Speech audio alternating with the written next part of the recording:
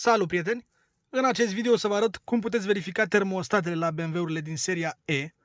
Noi acum facem pe un E60 din 2006. Și dacă aveți aceste ceasuri în bord, funcționează această metodă.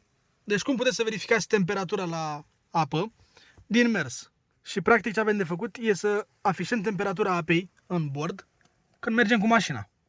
Asta o să facem noi în acest video. Ca să afișăm temperatura în bord, trebuie să intrăm în meniul ascuns al mașinii. Adică punem contactul la mașină, să aprindă becurile, ținem apăsat pe butonul din stânga, ținem apăsat pe el continuu,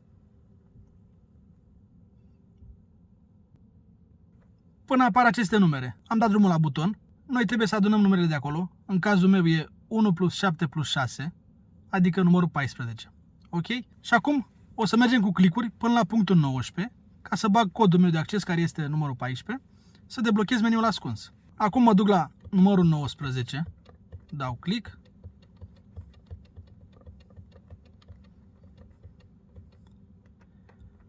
Aici o să bag numărul 14.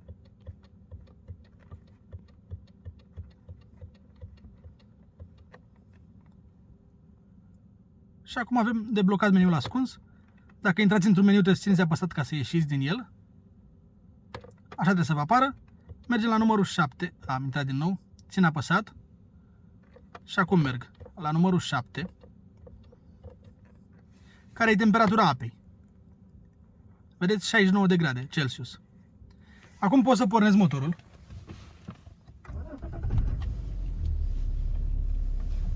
Și acum mergem cu temperatura afișată în bord.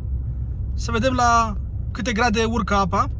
Dacă apa stă la 90 sau în jur de 90 de grade, înseamnă că aveți termostatele ok. Închid și deschid bine. În caz că temperatura stă în jur de 70 de grade, înseamnă că aveți termostatul blocat pe deschis. Nu e așa de grav, dar trebuie să luați în calcul să îl schimbați. Dar în caz că urcă peste 110, e problemă mai gravă, poate să fiarbă apa, deci trebuie să schimbați urgent termostatul. Și ca să ieșim după aia să nu mai apară apa în bord, doar oprim motorul, scoatem cheia de contact și îl pornim la loc și revin la normal. E frig afară, ne-a apărut ăsta cu gheața. Și acum meniul e normal. Prieteni, vă mulțumesc de vizionare și sper să aveți termostatele ok. V-am lăsat. Pa!